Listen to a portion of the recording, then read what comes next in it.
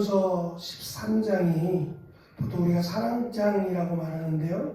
이 고린도전서 13장에서 바울이 하나님의 사랑에 대한 최고의 표현, 특별히 믿음의 공동체 안에서 갖춰야 될 또는 행해야 될 사랑을 표현했다면 요한 1서 4장 7절부터 4장 14절까지가 요한이 강조하는 사랑에 대한 가장 멋진 또는 가장 위대한 설명이라고도 말할 수 있을 겁니다. 7절부터 14절까지 8절에 불과하지만 여기에 표현된 이 사랑이라고 하는 보통 인간적인 사랑을 우리가 필레오라고 말을 한다면 또 육체적인 사랑을 에로스라고 말을 합니다.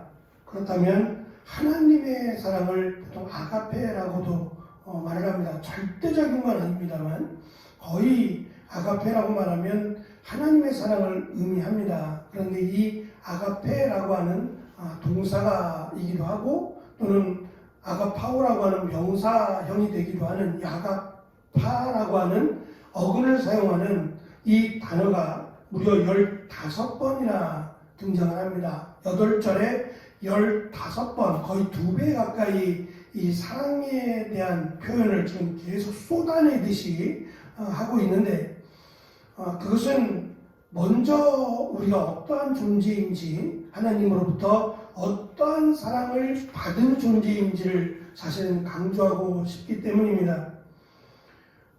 요한이 강조하고 있는 하나님은 빛이시라고 하는 이 빛이라고 하는 이미지는 사실은 그 인간이 살아가는 데 있어서 절대적으로 필요한 그런 요소 가운데 하나입니다만 이 빛은 인간이 감당하기에는 형용할 수 없는 쳐다볼래야 오랫동안 쳐다보기도 어려운 이런 빛이고 또 뭐 계절에 따라 바뀌긴 하지만 이 빛이 전달하는 이 따뜻함 그것을 지나쳐서 이 뜨거움이라고 하는 것도 사실은 인간이 감당할 수 없는 그런 영역이기도 합니다.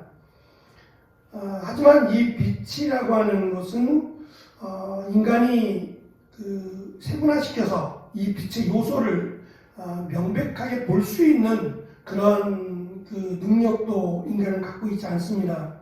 그런데 요한은 이 빛이라고 하는 것을 사랑으로 연결해서 지금 설명을 합니다. 빛을 주신 것도 하나님이시고 빛이 곧 하나님이시고 그 빛을 우리가 받아서 결국 하나님의 사랑을 받은 것으로 이렇게 빛과 사랑을 요한은 의도적으로 연결을 시킵니다.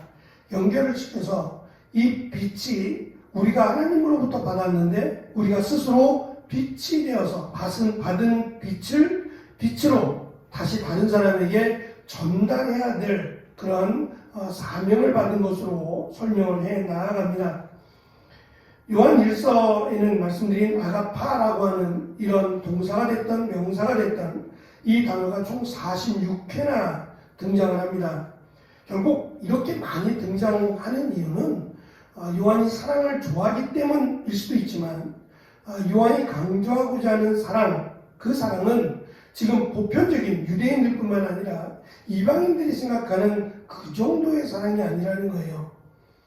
보통 우리가 사랑의 가치를 논할 때에 최고의 사랑은 아무래도 부모의 사랑입니다. 가족의 사랑 또는 부모가 자녀를, 자녀가 부모를 사랑하는 이 사랑이 아마 인간이 논할 수 있는 최고의 사랑이라고도 말할 수 있을 겁니다. 왜냐하면 그냥 단순한 사랑을 넘어서서 헌신의 사랑 또는 죽기까지의 사랑에 근접하는 사랑이기 때문에 그래요. 뭐 절대적이진 않지만 자녀가 무언가 필요하거나 또는 이 몸이 연약해서 우리의 그 생체 기관 가운데 하나가 상했다면 서슴없이 아마 부모는 이것이 이제 가능하다면 수술이 가능하고 내가 줄 수 있는 여건만 된다면 주저하지 않고 아마 내어주리라고 생각을 합니다. 자녀도 그렇겠지만 부모의 입장에서는 자녀를 위한다면 심지어는 내 목숨까지라고 하는 생각을 가질 수 있는 유일한 관계가 부모와 자녀와의 관계이기 때문이죠. 하나님은 우리를 사랑하셨는데 그 사랑하시는 정도가 하나님이신데 인간이 아닌 하나님이시고 인간을 만드신 창조주이신데 그 창조주이신 하나님이 피조물된 인간을 위해서 목숨을 거셨다는 거예요. 자기 목숨을 내어 주실 정도의 사랑을 베푸셨다라고 하는 것을 강조합니다. 우리가 할 수 있는 일은 사실 윤리적인 사랑에 머뭅니다. 우리가 다른 사람을 위해서 죽는다고 해서 그 사랑의 가치는 매우 높지만 그 죽음이 그 사랑을 구원하지는 못해요. 하지만 하나님이 우리를 위해서 죽으심은 우리를 죄와 사망으로부터 구원하신 사랑이었습니다.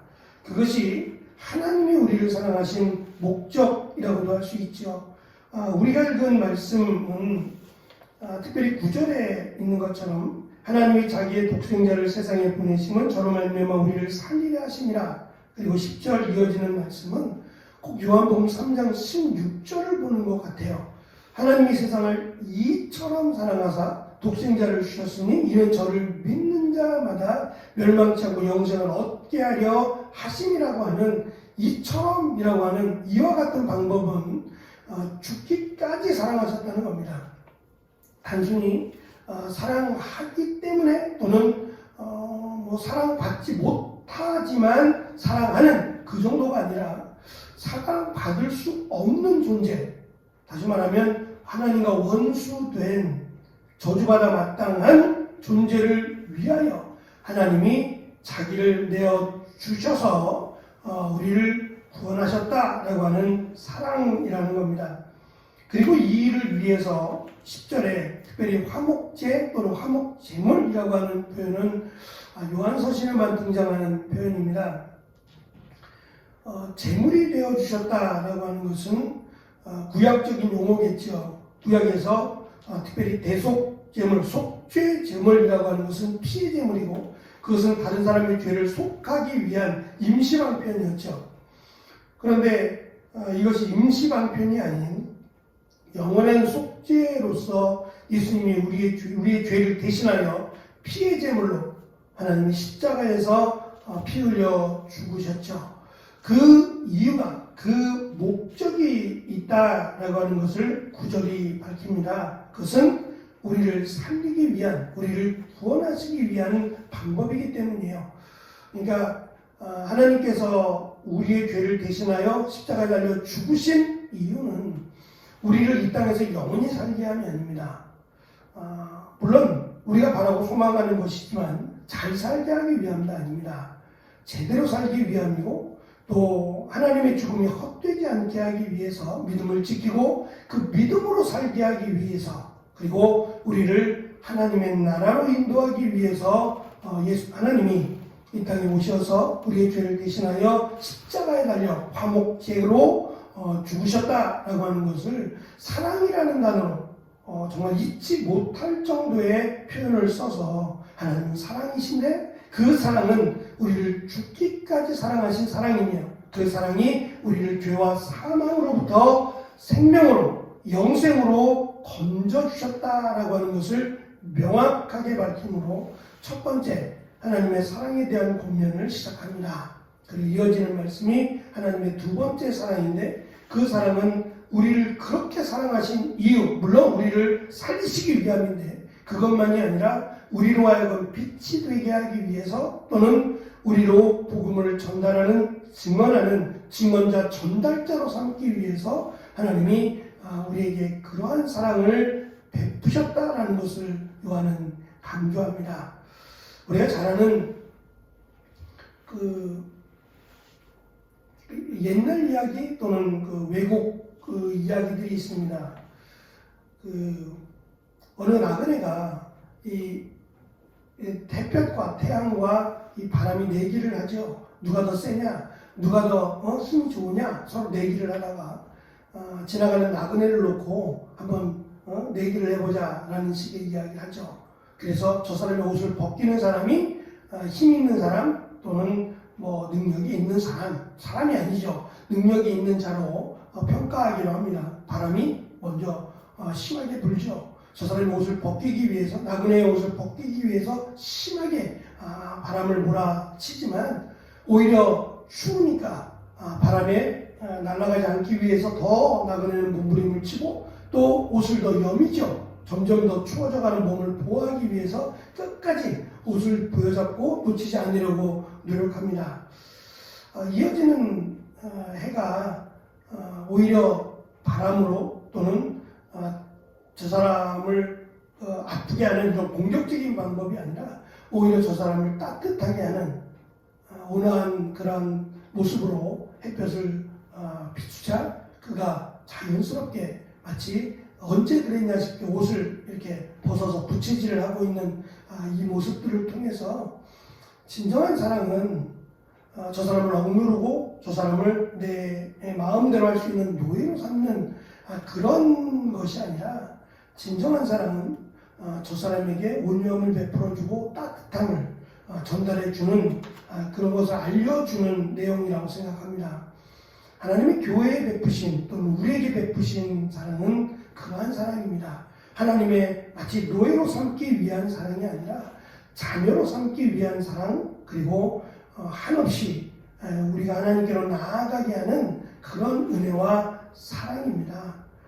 혹시 두려움이라고 하는 죄 때문에 이 땅을 살아가면서 짓게 되는 이런 죄 때문에 하나님을 두려워하고 무서워하고 그렇게 생각한다면 요한은 그것을 무시하자고자 하는 게 아닙니다. 노력하자는 거죠. 죄를 짓지 않기 위해서 노력하자. 그러나 하나님은 그것까지도 우리를 아시고 우리를 죄와 사망으로부터 자기를 내어 주심으로 구원하셨다라고 하는 것을 그 하나님의 따뜻하고 그 하나님의 온유하신 사랑을 강조합니다. 언제든지 하나님의 사랑으로 나오라고 하는 것이 요한이 지금 사랑하는 공동체를 향한 첫 번째 권면이라고 할 수 있을 겁니다. 그 사랑을 우리는 받았고 그 사랑 가운데 살고 있습니다. 그 사랑으로 또 한 주간을 힘있게 은혜로 감사함으로 살아가는 우리가 되기를 간절히 축원합니다. 기도하겠습니다.